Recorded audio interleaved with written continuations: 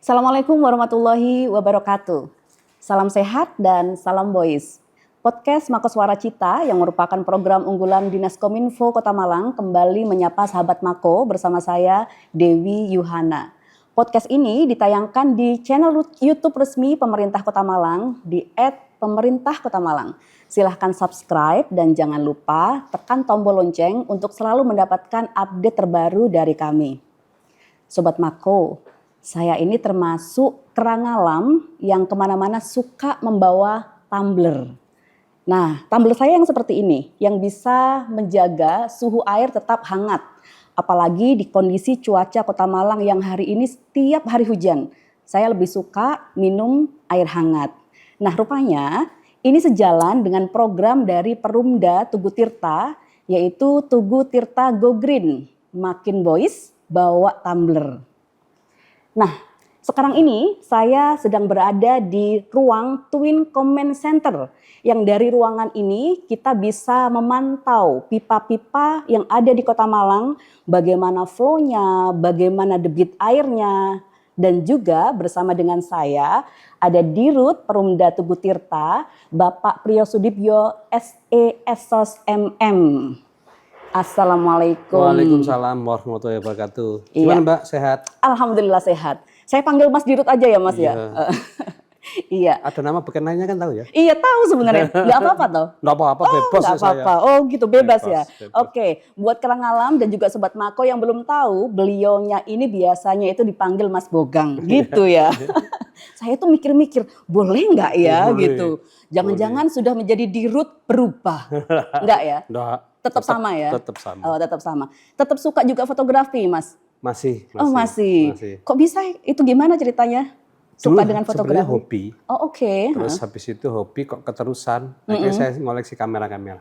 Oh. Habis itu saya memperdalam ilmu pernah di IKJ. Cuman 2 semester saja habis itu keluar. Hanya memahami dasar fotografi aja. Hanya memahami dasar fotografi di IKJ, 2 semester keluar. Banyak duit ya. Iya.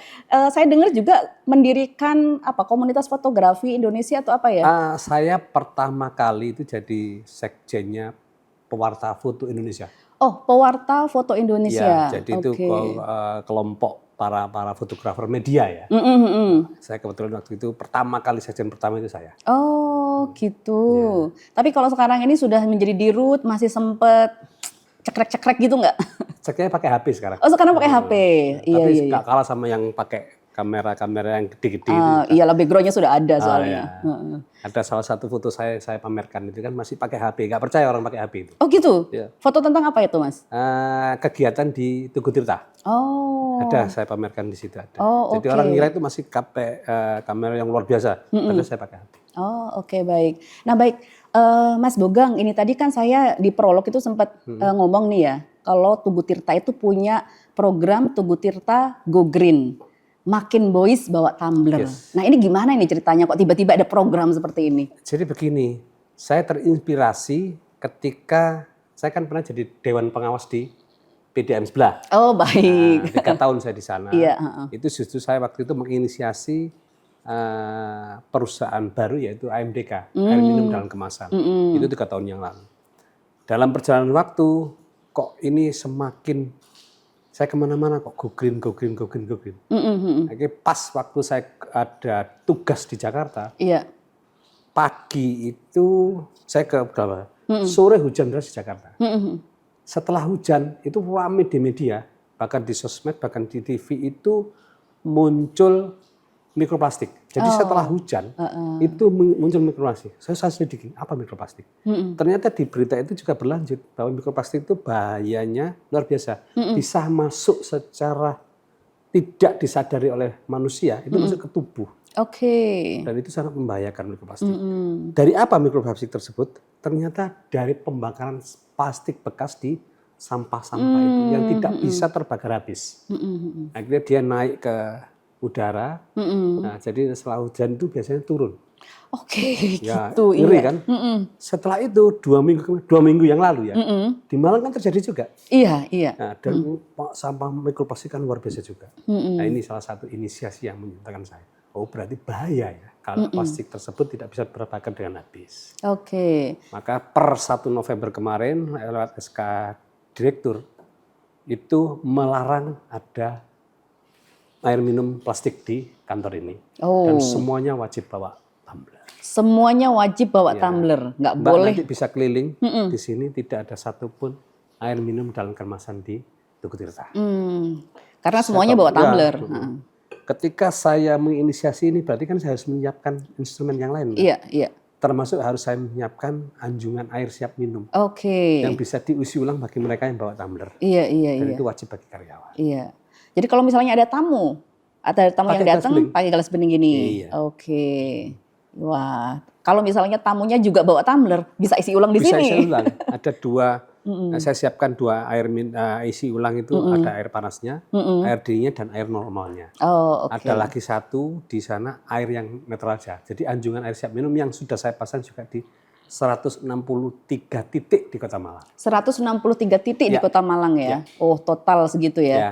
Ini ada penambahan di tahun 2025 ini atau Rencana ada, tergantung nanti ada banyak permintaan. Cuman kan ini setelah mereka tahu manfaatnya, setelah mereka mencoba kualitas airnya, akhirnya mereka berbondong-bondong untuk minta mengajukan agar dipasang di tempat-tempat mereka. Tapi kan ini juga selektif bagi kami, tidak ketika ada pengajuan terus tiba-tiba langsung saya pasang, enggak. Saya harus melihat dulu kualitas air di daerah situ, saya harus lihat dulu memastikan jaringannya ada di situ. Tapi bagaimana sih Mas, ini kualitas air yang di anjungan air siap minum itu memang benar-benar, oke, mohon maaf ya, apakah benar-benar layak minum? Sangat layak karena sesuai dengan Permenkes nomor 2 tahun 2003, bahkan setiap hari, setiap 2 atau 3 hari sekali kami kontrol di setiap titik anjungan. Oke. Itu bisa dilihat di sini ada anjungan. Ketika anjungan tersebut di sini huruf merah, tip, itu berarti tidak layak untuk dikonsumsi. Oh, Ada jaringan tidak aman. Ada yang, ini air harus dimasak terlebih dahulu. Oh, gitu Itu ya. ada nanti ada perbaikan. Ada tim akan ke sana. Kenapa? Mungkin ada flushing atau pembuangan. Habis itu ada perawatan dan sebagainya. Oke. Tapi kalau yang titik-titik ini jadi seluruh tempat di mana anjungan air siap minum. Kayu tangan dari depan umum aman.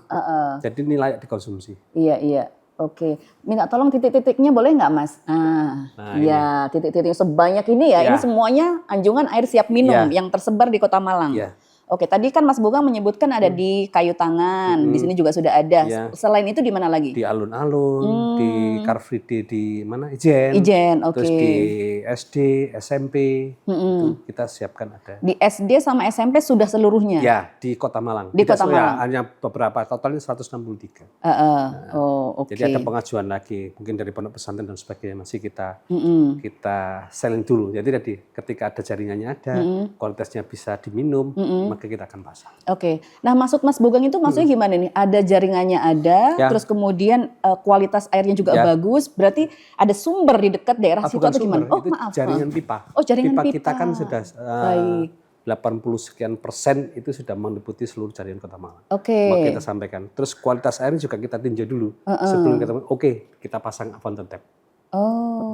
Jadi itu tadi ketika sudah ada itu berarti butuh perawatan. Ketika jaringan sudah siap, kualitas air di situ juga siap, maka kita pasang. Oke. Di Kayu Tangan itu ada 2, itu pun baru, sekitar belum 1 tahun lah. Belum 1 tahun. Di sebelah utara dan sebelah selatan. Selatan. Jadi orang-orang yang jalan-jalan di sana haus dan mohon maaf lagi miskin gitu ya, lagi tanggal tua gitu ya. Jadi kalau mau ngopi bawa susah, tumbler. bawa tumbler terus kemudian isi ulang. Nggak perlu ngopi, tapi jalan-jalannya sama fotonya di Kayu Tangan gitu ya. Iya. Oke. Nah terus kemudian butuh waktu berapa lama jika misalnya ini tadi Mas menyebutkan kalau mungkin ada pondok pesantren gitu ya, terus kemudian ada sekolah lagi yang lainnya pengen mengajukan untuk adanya anjungan air siap minum itu. Alhamdulillah sekarang kita sudah pasang di 163 titik ya. Ada beberapa memang yang mengajukan. Nah, tapi kan kita tadi ada prosedurnya, ada kesiapannya. Yang pasti ada surat pernyataan dari yang mengajukan untuk mau merawat. Oke. Itu yang penting karena perawatan ini juga tidak murah. Iya. Artinya beberapa tahun yang lalu ya 1 tahun yang kebelakang kemarin itu anjungan ini Terbengkalai. Bukan terbengkalai ya. Gimana? Dimanfaatkan oleh PKL malah untuk cuci tangan, cuci piring, jenengan bisa bayangkan. Iya. Bagaimana kan akhirnya kami pasang anjungan tersebut ada tulisan air minum, tapi di situ ada bukan tempat cuci piring, tempat cuci tangan. Baru masyarakat bisa tahu. Karena dia masyarakat kita itu memang harus ada tulisannya gitu ya, bukan buat cuci piring gitu ya. Itu jelas kan, bukan tempat cuci tangan atau cuci piring. Ini air minum. Nah, alhamdulillah sejak kita pasang itu terakhir sudah tidak ada lagi. Contoh paling gampang itu di alun-alun. Jadi saya melihat sendiri, kok buat saya tegur sendiri, itu air minum bukan buat cuci tangan. Jadi dikiranya itu apa ya? Keran itu, umum. Akhirnya itu tadi saya sosialisasi. Ya membangun mindset masyarakat itu kan gak gampang. Iya benar. Itu satu. Yang kedua di sini saya tegaskan juga bahwa kami ini airnya siap minum, bukan standar air layak, bukan. Oke, beda ya, air Beda, layak sama beda. air siap minum beda ya. Beda. Karena begini, masyarakat Kota Malang yang pelanggan PDAM Kota Malang atau Bendung Tirta itu mestinya itu di meter setelah meter itu airnya sudah siap minum. Oh gitu. Iya.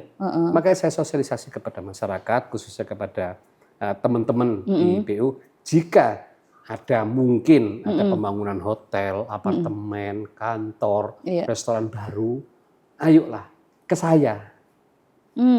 Artinya saya akan melihat, wis ada namanya pipa food grid. Ketika di dalam rumah tersebut pipanya sudah food grid, Mbak, itu maka airnya di dalam rumah pun, di kamar mandi pun, itu sudah siap minum. Oh oke. Ini saya kan baru tahu ya? saya juga baru tahu ini. Iya. Oke baiklah, ada pipa food grade ya. Jadi kami menyarankan, pipanya pakai food grid. Terserah mau belanja sendiri, mau pasang sendiri, enggak apa-apa. Kita merekomendasikan. Oke, karena air yang keluar dari meteran itu sebenarnya sudah siap minum, bukan layak minum, tapi siap minum. Makanya merubah masyarakat, mindset masyarakat itu tidak mudah. Contoh paling gampang, orang masih berasumsi begini, air nek gak digodok gak bisa minum. Iya. Itu padahal salah kan? Iya. Kami sudah menyiapkan air siap minum. Kalau Mbak saya, nanti Mbak saya ajak, di sini ada. Itu di keran buka itu saya minum. Dan berarti saya bertanggung jawab. Oke. Dan ini sebenarnya sudah lama ini kualitas air di Kota Malang ini benar-benar yang siap minum itu atau mulai kapan ini? Sudah lama, cuman kan ketika saya dipercaya itu kan sosialisasi saya itu masif saya lakukan. Akhirnya sebagian kan sudah tahu. Contoh paling gampang pemasangan fountain tap itu saya masifkan di tempat-tempat ramai, di tempat-tempat kumpulnya massa itu saya pasang di sini. Agar sosialisasi kalau saya sendiri mungkin cangkemku sampai suka ya gak mungkin bisa di buku gitu. Iya. Benar.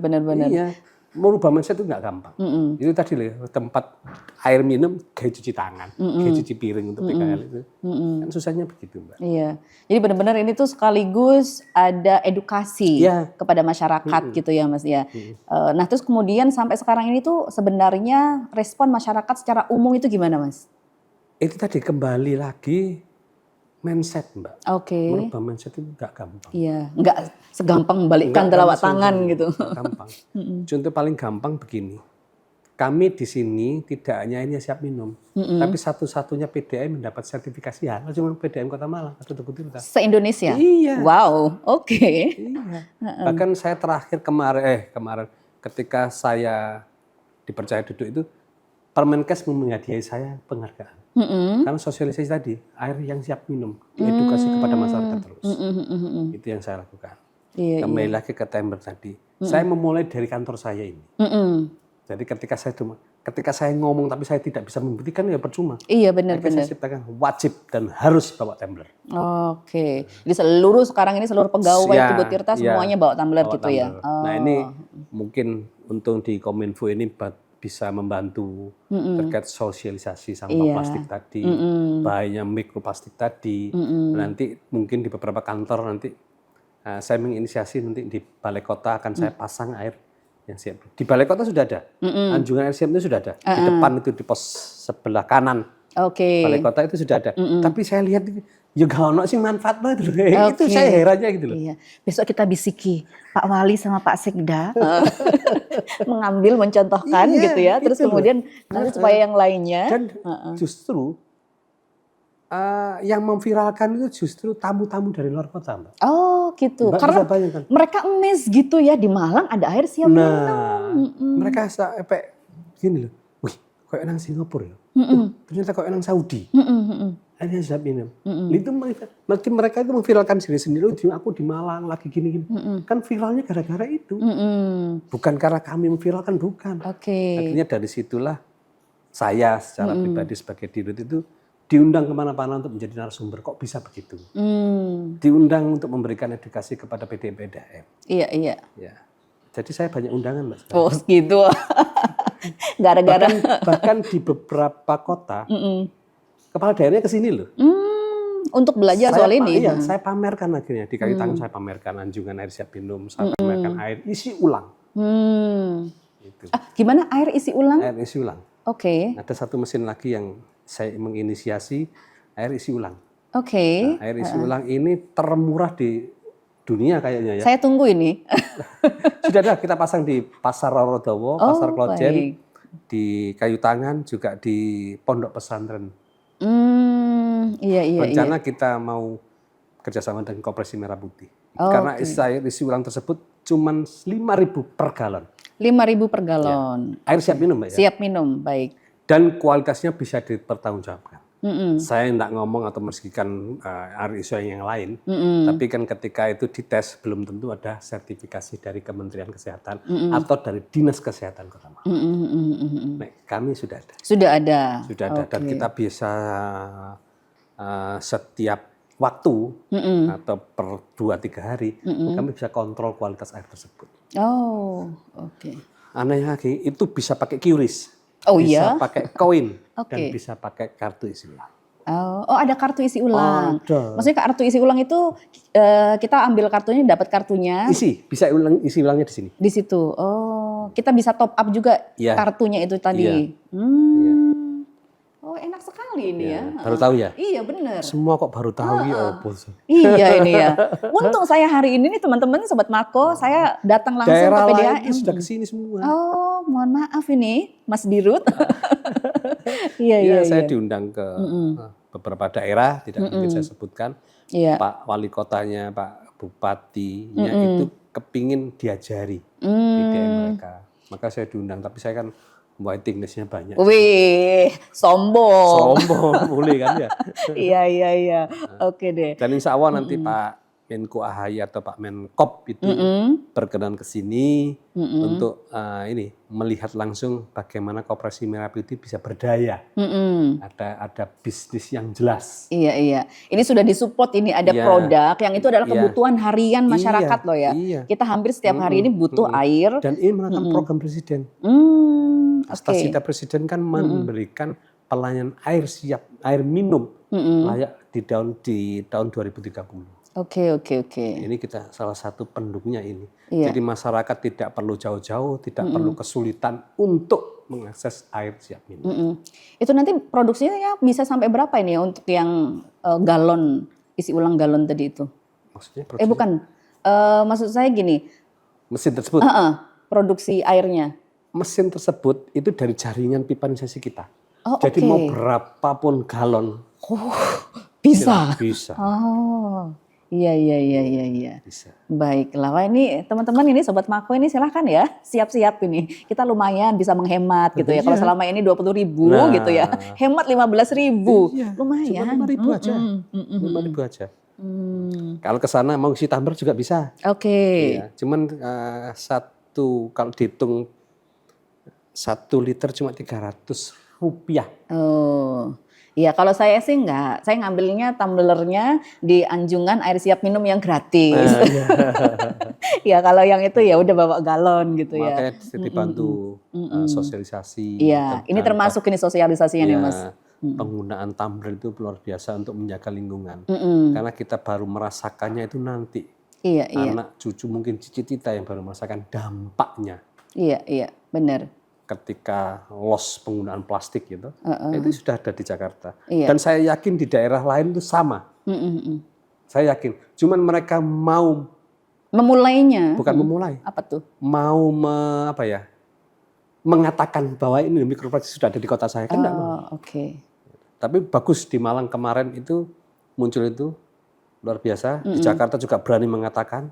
Di Malang juga sudah ada penelitian. Dan memang ada mikroplastik di Kota Malang. Di Kota Malang. Ya nggak apa-apa sih. Sebenarnya ketika terus terang itu kan kita kemudian mencari solusinya ya. Ini salah satu solusi yang Mas Bugeng sampaikan gitu ya. Karena sudah ada mikroplastik di sini, kita tidak diam saja, tapi kita melakukan sesuatu begitu. Kalau misalnya sekarang ini total pegawai di Perumda Tugu Tirta itu ada berapa? Kalau nggak salah 220-an. 220 yang dulu mungkin nggak total 220 ya, mungkin 50%-nya 100 setiap hari misalnya beli atau bawa plastik. Sekarang sudah zero, sudah nol ya. Sudah nol. Per 1 November kemarin nol plastik di sini. Nol plastik. Oke. Ini sudah mengurangi meskipun masih 0,0 sekian persen di Kota Malang, tapi ketika sudah dimulai dari Tugu Tirta ini, insya Allah nanti di dinas-dinas. Apalagi dengan podcast ini saya berharap Diskominfo Kota Malang bisa memberikan edukasi, membantu ini kepada masyarakat dan membantu kepada yang melihat. Iya. Teman-teman nanti komen ya di kolom komentar, oh sekarang ini saya sudah bawa tumbler kemana-mana. Nanti kalau misalnya Mas Dirut berkenan, wah kita ambil nih dari salah satu komentator dapat hadiah tumbler. Ini langsung saya nodong ini ya. Boleh. Iya. Boleh. Gitu ya. Sebagai salah satu kampanye kita gitu ya Mas ya. Mengajak masyarakat supaya mereka terbiasa membawa tumbler kemanapun. Kalaupun misalnya mau isi ulang, sudah ada anjungan air siap minum, ambil. Nggak perlu lagi beli begitu ya. Oke. Nah terus kemudian ini kan sudah di kantor nih Mas, ini sudah mewajibkan. Harapan Mas Bogeng lagi untuk mungkin di internal Pemkot Malang sendiri apakah akan melakukan hal yang sama atau bagaimana? Kita mau rencana begini, kebetulan Tugu Tirta akan ulang tahun di pertengahan Desember nanti. Kita akan sosialisasi semua karyawan, mungkin loh ya Mbak. Mudah-mudahan diridhoi dan semuanya sehat. Amin. Akan kita jalan bareng di Car Free Day bawa tumbler. Oh, baiklah. Kita akan undang Pak Wali, Bu Ketua DPRD untuk mensosialisasikan bahwa ini. Dan yang kedua, kami akan memasang fountain tap di Balai Kota dan Gedung Dewan. Itu salah satu bentuk kepada masyarakat. Cuman itu tadi nek iso mesti pasang digawe. Enggak terus menjadi panjangan aja. Karena selama ini saya lihat kayak pajangan tok. Gitu loh. Tapi ya itu tadi perjuangan itu begitu memang. Memulai itu pasti lebih sulit. Makanya saya berharap dengan podcast ini Diskominfo Pemkot Malang itu bisa memberikan edukasi, sosialisasi, membantu saya. Karena kalau saya sendiri tidak mungkin mampu. Iya, benar-benar. Tidak mungkin mampu. Nah Mas, itu tadi kan sudah ada ya, di sekolah-sekolah kan sudah ada untuk anjungan air siap minum ini. Nah, dari Tugu Tirta sendiri ada kerjasama nggak? Misalnya dengan hotel, dengan tempat wisata, atau apa yang ada di Kota Malang, atau mungkin dengan komunitas, atau dengan organisasi yang mereka punya kantor sendiri, atau misalnya kita di Malang ini ada Arema gitu ya. Aremania ini banyak sekali yang sana misalnya. Apakah ada kerjasama juga dengan pihak-pihak ini? Sementara masih belum Mbak. Kita bantu sosialisasi sendiri karena begini. Ketika nanti sosialisasi, ini tumbler motor saya. Benar. Nah, tapi dengan ini, dengan saya mengingatkan kepada masyarakat di sini, minimal kedok tular lewat mulut ke mulut ini kan sudah luar biasa. Lewat sosmed juga luar biasa. Dan saya gak kepingin loh. Kenapa sih justru kota lain itu yang mengapresiasi? Mbak bisa bayangkan berapa kota yang kepingin seperti ini. Ya toh? Masyarakat mereka itu sudah berubah gitu loh. Iya. Kenapa saya sendiri yang di Malang itu angel gitu loh. Kadang itu kan ada ini ya, gajah di depan mata tak tampak. Nah itu suka kayak begitu gitu ya. Saya dikunjungi ke daerah. Bahkan satu daerah pernah ke sini hanya untuk belajar ini. Dan mereka siap mengusung ini di daerahnya. Makanya saya ke kepala daerah saya, Pak Bupati, Pak Wali Kota, monggo main ke Malang. Izin ke Wali Kota saya dulu. Minimal perpamitan lah. Minimal begitu. Saya ajarin begitu. Dan itu sudah ada beberapa kepala daerah juga sudah ke sini. Iya. Tapi mungkin misalnya bisa gini juga Mas. Jadi kan selama ini atau lewat sekarang podcast ini kita ada sosialisasi masif secara digital online gitu ya. Mungkin kalau misalnya ada kerjasama lagi dengan pihak tertentu, ada sosialisasi lagi gitu. Maksudnya face to face gitu ya, dengan komunitas atau dengan mahasiswa juga. Mahasiswa di Malang ini kan banyak banget gitu ya. Kasih tahu kepada mereka, oh ada ini. Dan apalagi mahasiswa ini kan suka yang viral-viral nih Mas. Ya. Terus kemudian, oh ayo diajak ke sini. Nah, mereka memviralkan di antara teman-temannya sendiri, bisa tuh kayaknya. Bisa, tapi begini, ada satu laporan dari masyarakat ya. Ada anjungan air isi ulang.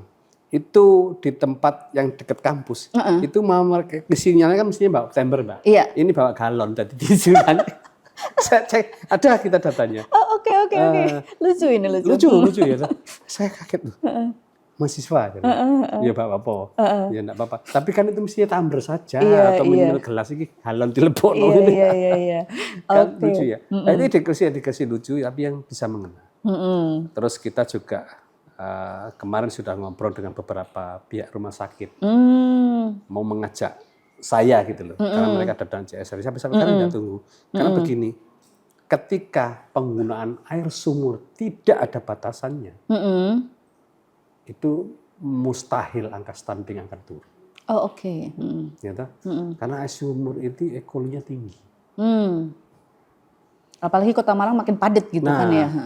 Nah ini saya menciptakan itu akhirnya beberapa rumah sakit yang sudah bekerja sama dengan kami itu langsung PKS tuh. Saya tidak lagi menggunakan sumur, tapi saya menggunakan air untuk filter. Oh. Ternyata ada aturan baru, saya tidak tahu apa aturannya dari mereka. Ketika tidak menggunakan air PDAM, maka apa regulasi atau apa tidak tahu. Itu satu. Yang kedua, alhamdulillah di SPBG yang ini sudah muncul di beberapa tempat itu wajib menggunakan air PDAM. Oh, baik. Aturannya kan begitu. Iya. Nah, ini sekarang kami sudah menginisiasi pemasangan 8 titik SPBG di Kota Malang baru. Nah, jadi mereka memasang sambungan rumah baru untuk SPBG-nya mereka. Karena tidak akan keluar izinnya kalau tidak menggunakan air PDAM. Oh, oke, baiklah. Iya. Jadi Terus semuanya rumah sakit begitu juga sama. Percuma kita ngomong stunting kalau masih rumah sakit tersebut menggunakan air sumur. Mbak tahu Kenapa? berapa sih rumah sakit, hotel, rumah makan yang masih banyak menggunakan air sumur? Nggak tahu berapa. Semuanya jangan-jangan. Makanya saya mengusulkan raperda pembatasan penggunaan air tanah. Oh, Mas Bogang mengusulkan Ya, itu. dan ini satu-satunya PDAM yang berani mengusulkan itu. Jangan-jangan dimusuhin ini nanti sama teman-teman. Ini kepelitan kita kok. Dampaknya apa ketika penggunaan air sumur banyak? Satu, ekoli air sumur itu tinggi. Yang kedua, penurunan permukaan air tanah. Iya, karena airnya terus diambil kan. Terus tanpa ada suplai baru. Dan semua sudah tahu lah yang diramal. Bukan diramal, dan kejadian akan terjadi di Jakarta penurunan 20 cm per tahun. Iya, benar. Dan di Malang sudah ada kejadian loh. Oh, di mana? Loh, tiba-tiba kemarin di Jalan Bandung ada mobil yang tiba-tiba langsung masuk kan. Itu kan gerusan air dari penggunaan air sumur yang berlebihan. Di Muharto. Di Jakarta, di Bandung kan sering. Itu tadi tidak ada pembatasan penggunaan air tanah atau air sumur tadi. Masyarakat dengan bebas konsumsi, tapi kan mereka tidak tahu bagaimana akibatnya. Iya. Nanti Mbak, cucu cicit kita yang akan berdampak. Iya. Jadi apa yang kita lakukan atau apa yang Mas Bogang lakukan saat ini itu tuh dipikirkan untuk 10, 20, 100 tahun kemudian gitu ya. Iya. Dan saya punya data lengkap bahwa hotel di Kota Malang itu masih banyak menggunakan air sumur. Contoh paling gampang, atau hotel, rumah sakit, restoran, rumah makan itu masih banyak menggunakan air sumur. Saya sebut salah satu mall di Kota Malang itu ada mallnya, ada hotelnya. Berapa penggunaan air PDAM-nya? Tidak masuk akal. Oh, sedikit sekali gitu? Iya, sedikit sekali. Karena saya cek di situ, masih menggunakan banyak air sumur. Makanya saya mengusulkan raperda ini, ya penggunaan air sumur kan tidak terkontrol itu tadi. Pernah saya lakukan survei juga. Ketika saya tanya, loh penggunaan air PDAM-nya sedikit. Oh kami menggunakan air sumur kok. Tapi ketika saya korek lagi, berapa sih pajak air tanah yang dia bayar? Dan saya menggunakan ini sedikit.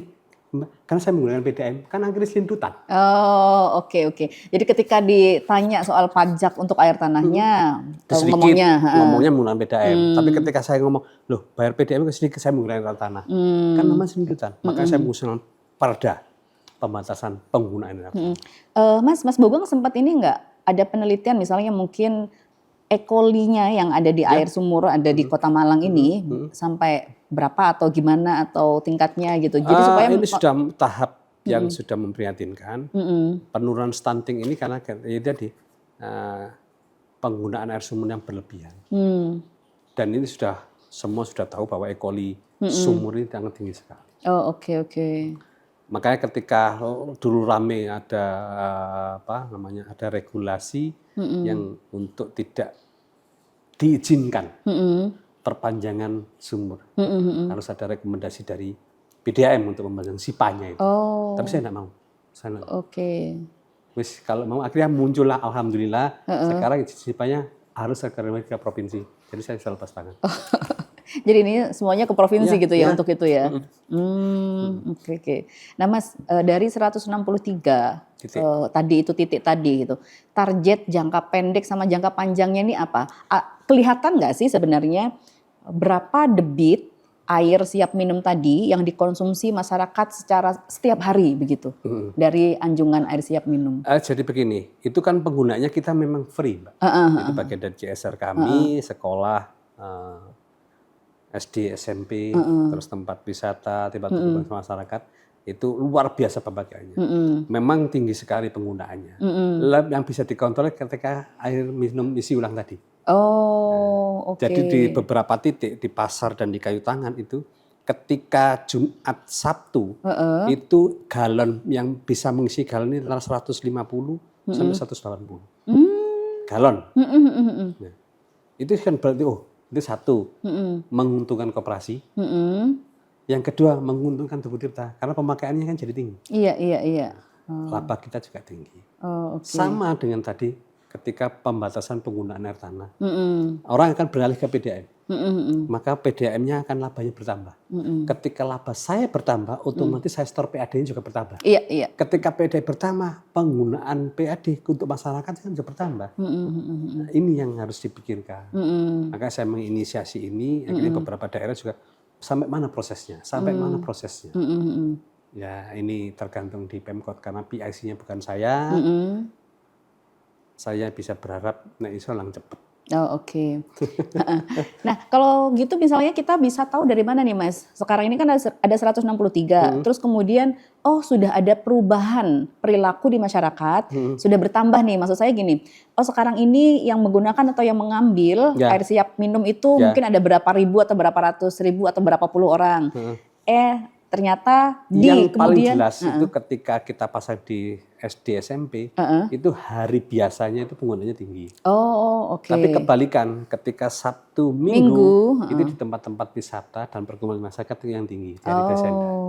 Iya. Itu bisa dipantau dari situ. Iya.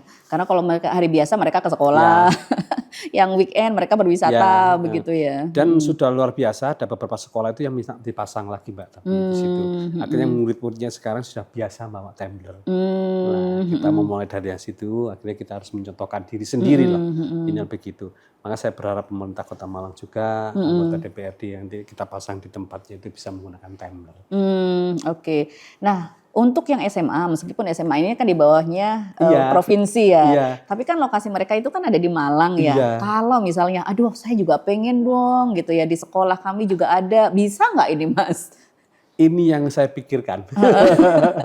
Karena sekolah SMA itu kan kuasanya di pemerintah provinsi. Provinsi, benar. Sedangkan kami di wilayah kota. Makanya ini saya masih belum koordinasi dengan Kepala Dinas Pendidikan. Tapi yang pasti kita dahulukan dulu yang SD SMP. Oke. Pasti begitu. Iya. Ya mudah-mudahan ada CSR lagi, ada beberapa itu yang juga sudah minta. Oh gitu. Ini berarti bisa nih ya kalau misalnya kita bergerak bersama, ada perusahaan yang kemudian ingin melakukan CSR-nya ke sekolah-sekolah. Mudah-mudahan dengan podcast ini perusahaan besar itu memberikan CSR-nya kepada kami dan itu saya manfaatkan untuk sosialisasi penggunaan tumbler.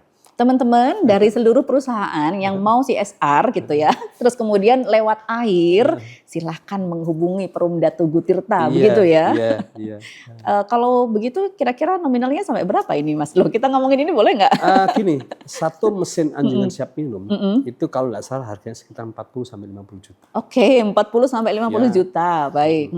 Dan di situ silakan kalau mau masang perusahaannya itu kan boleh. Kita boleh. sediakan space-nya kan.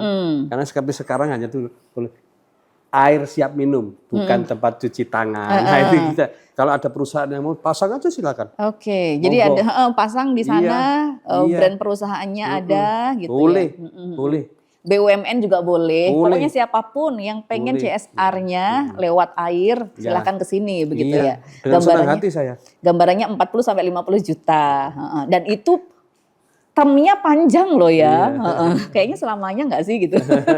Oh, nanti itu di apa namanya didiskusikan lebih lanjut ya untuk CSR-nya ya. Tapi kalau misalnya sampai di setiap titik itu ada, wah menyenangkan sekali ya untuk Kota Malang ini ya Mas ya.